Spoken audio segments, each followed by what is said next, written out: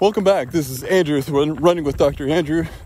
Today is Wednesday, September 15th, and we're doing a 6-mile easy run today.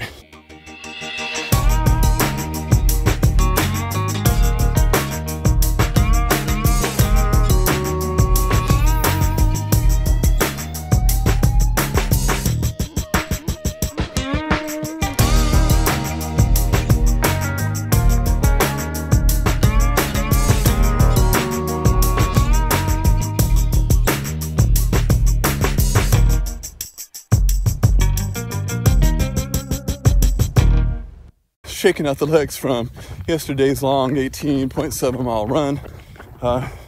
Feeling pretty good. I got my heart rate up a little bit. Actually got chased by a dog, so that kind of got my heart rate going. Luckily somebody was driving by and they kind of deterred the dog away, so that helped out. So thank you for that person, whoever was driving by. I definitely greatly appreciated it. And so past couple days I've been seeing some tarantulas on the road. It's kind of cool.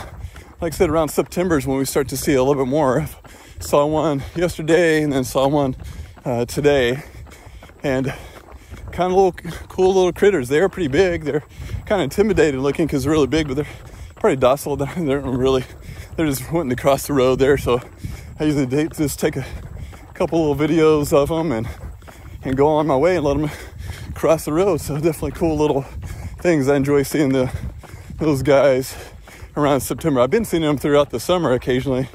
Might have been because it's been a little kind of drier. Maybe they're looking for water or something like that. I'm not really sure, but kind of cool little critters to view. Some people may not like spiders, but I really don't like the smaller spiders. These guys don't really bother me, just because I can see them on the road.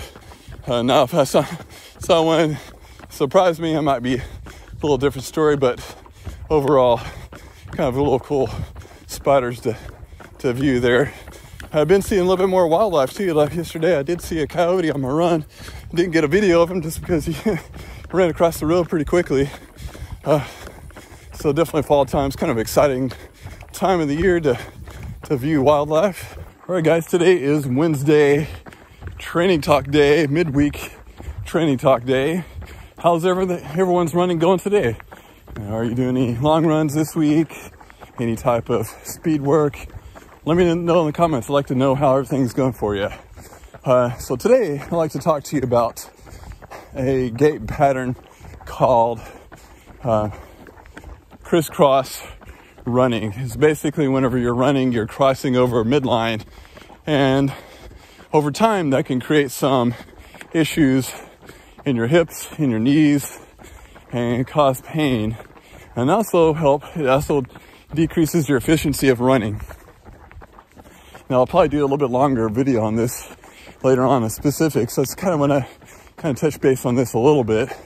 So a couple things you can do to help that out is when you're running, if you're running on the treadmill, you can have a mirror in front of you, making sure you have space between your knees. Sometimes some people have their knees kind of touch each other, or you'll see them kind of cross over and not making almost kind of side by side. Now, you don't necessarily have to have a really wide base, but enough where you're not crossing over. And again, that crossover increases the moment arm on your hips, translate down to the knees and feet. And so you want to be as efficient as you can. It's almost like when you're running, I almost want to think about like riding a bike.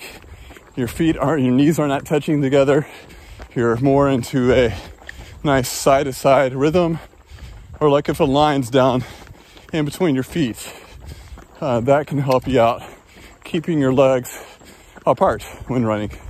So the crossover gait definitely is something you want to take in consideration of if you're performing this activity or not. Like I said, you can videotape yourself and you can definitely see this crossover. Sometimes I do crossover. It can be very evident, or maybe just a slight crossover. One leg might be crossing over compared to the other side.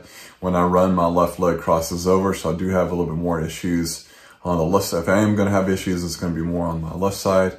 And again, so that causes more torque, more pressure on your pelvis, as well as things down below too. So what happens is when you go into crossover, the crossing leg over, it causes a varus position, meaning that the foot goes in, that knee goes more out. So then that puts more pressure on the inside portion of your knee, and the outside puts compression on the inside portion of your knee, and then it stretches the outside portion of the knee.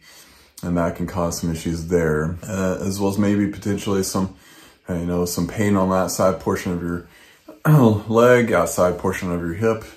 And so again, that's something you want to consider doing, and maybe help changing that gait a little bit. Like I said, I'll probably do a full review, a full video over the crossover gait specifically. Just kind of wanted to touch base, maybe cover a little bit of this in this vlog, since today is Wednesday midweek training talk. So definitely want to be able to talk about that. So I did complete my, actually I did 7 miles, 5 miles running in zone 2, zone 3, and then 2 miles walking, jogging a little bit in zone 1 and 2, and maybe a little bit of hiking going up and down hills. That definitely helps out. So I'm trying to build up my aerobic base as time goes on, also building my strength and endurance. And today is more of a recovery run. I definitely can tell my legs are pretty sore from the long 18-mile run that I had yesterday, and that's okay. I think definitely getting out there and running, every run is definitely very important. I had a comment on that basically saying, on a couple vlogs back, talking about how I talked about that not every run is equal, but every run is important. Like every drop in your glass, filling your glass, and definitely every drop will continue to fill that glass up, and that will help out. So that was a very good comment that somebody had on the vlog. So definitely I agree with that each drop you put in the cup is going to add up eventually,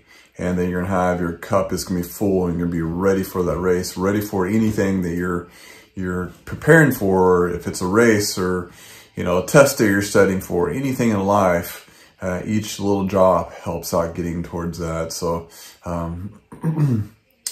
sometimes water spills out, but then you refill it back up. And so that's definitely something you can consider there too. So each of these runs are very important. Anything they do to get prepared for the race will help you out in getting you ready for your race. So that concludes this video for the midweek training talk. I hope everyone's doing great in their training. Let me know in the comments how everything's going, and I hope everyone keeps safe, keep running, and we'll see you next time.